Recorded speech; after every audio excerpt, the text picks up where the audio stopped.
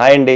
మన తెలుగింటి భోజనంలో ఖచ్చితంగా మనకు ఉండాల్సింది పెరుగు. చాలా మందికి అది లేకపోతే భోజనం కంప్లీట్ కూడా అవ్వదు. నాకు కూడా అంతే. అయితే స్టీలు, ప్లాస్టిక్, గ్లాస్ పాత్రల్లో పెరుగుని తోడెడుతున్నారు. ఈ రోజు మన టిప్ అదే. పూర్వం పెరుగుని మట్టి పాత్రలో మాత్రమే తోడెట్టేవారు. మట్టి పాత్రలో ఒక ప్రత్యేకత ఉంది. అది నేచురల్ పోరస్ మెటీరియల్, అంటే ఎయిర్ సర్క్యులేషన్ ఉంటుంది అండ్ కంప్లీట్ గా టెంపరేచర్ ని నేచురల్ కూల్ గా మెయింటైన్ చేస్తుంది. ఈ కుండలో ఇలాంటి మాయిస్ట్ అండ్ కూల్ టెంపరేచర్ వల్ల లాక్టోబాసిలస్ అనే ప్రోబయోటిక్ బ్యాక్టీరియా గ్రో అవుతుంటుంది. అందుకే మట్టి పాత్రలో కర్డ్ ని తయారు చేసుకుంటే ప్రోబయోటిక్స్ డబుల్ గా మల్టిప్లై అవుతాయి. స్టీల్ అండ్ గ్లాస్ పాత్రలో ఎయిర్ టైట్ ఉంటుంది కాబట్టి ఫర్మెంటేషన్ నార్మల్ గా జరిగిన ప్రోబయోటిక్స్ అనేది గ్రోత్ తక్కువ ఉంటుంది అండ్ బ్యాక్టీరియల్ గ్రోత్ కూడా అందులో ఎక్కువ. మట్టి పాత్రలో చేసిన పెరుగు టేస్ట్ కూడా చాలా డిఫరెంట్ ఉంటుంది. చాలా మంది సెలబ్రిటీస్ కూడా ఈ ప్రోబయోటిక్ ఫుడ్ ఎలా తీసుకుంటారు అంటే, ముందు రోజు రాత్రి మట్టి కుండలో అన్నం వేసి అందులో పాలు కొంచెం తోడుకోవడానికి పెరుగుని వేస్తారు. అది నెక్స్ట్ డే మార్నింగ్ తీసుకుంటారు. అందులో ఒక మిరపకాయ, ఉల్లిపాయ పెట్టుకుంటారు. బట్ అది తోడుకొని నెక్స్ట్ డే మార్నింగ్ కి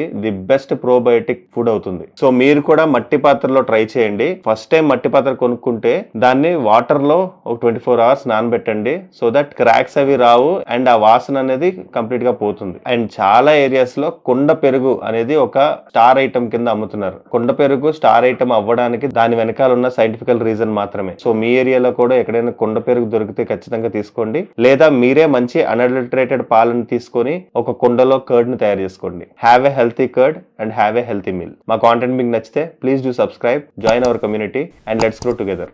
థ్యాంక్ యూ.